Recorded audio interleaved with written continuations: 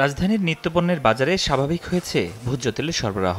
সরকার নির্ধারিত দামে বিক্রি হচ্ছে বোতলজাত সয়াবিন তেল ও ক্যানোলা। তবে হঠাৎ করে খোলা সয়াবিন ও সুপার পাম অয়েলের দাম বেড়েছে লিটারে ৩ থেকে ৪ টাকা। দর ওঠানামার বাজারে বিক্রেতারা একে স্বাভাবিক দেখলেও বিপরীত প্রতিক্রিয়া ক্রেতার। বিশেষ করে সুপার বা সয়াবিন জাতীয় যে তেলগুলো, এগুলো প্রতি লিটার প্রতি আপনার 2 থেকে 3 টাকা করে বৃদ্ধি পেয়েছে। খোলা তেলটা হয় কি অনেক ক্ষেত্রে 2 টাকা 3 টাকা বাজার থেকে কাস্টমার থেকে কিনে তার ডিফারেন্স থাকে রেট, কারণ বাজার 5 টাকা কম, মহল্লা আরও 5 টাকা বেশি। গিরগিটি আছে না, ওই গিরগিটিতে দিনের মধ্যে একবার রং চেঞ্জ করে, আর আমরা দিনের মধ্যে 12 বার রং চেঞ্জ করি।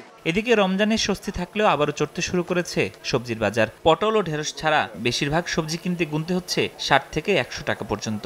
আমদানি করা রসুনের দাম বেড়েছে কেজিতে 8 থেকে 10 টাকা। তবে উচ্চমূল্যের বাজারে স্থির পেঁয়াজের দাম। গ্রামের বাড়িতে একটা লাউ 15 থেকে সর্বোচ্চ 15 টাকা বিক্রি হয়, পেঁপে সর্বোচ্চ 10 থেকে 15 টাকা বিক্রি হয়। সেটা এখন ঢাকাতে এসে আমাদের কিনতে হচ্ছে পেঁপে 60 টাকা, একটা লাউ 70 থেকে 80 টাকা। বর্তমানে একটা লাউ 60 থেকে 70 টাকা পিস, পেঁপে 60 থেকে 70 টাকা কেজি। 50 বা 50-এর ভিতরে 2টা আইটেম আছে। আড়তে যাবেন, এখানে যে দামটা হয় এখানে তার কাঁচা বাজার পার কেজিতে 30-40 টাকা বেশি।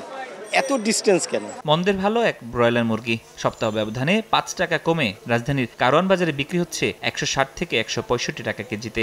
মুরগির দাম কমে আছে, কিন্তু এখন পাবলিকের লগে বার্গেনিং করা লাগে না। যে দাম আছে এই দাম হলে মনে করেন মানুষ খাইয়া শান্তি পাইতেছে। মুরগির জন্য একটু শান্তি পাচ্ছে, আসলে একটু দাম কম। ব্রয়লারের স্বস্তি মিললেও ক্রেতার অভিযোগ চড়া মাছের বাজার।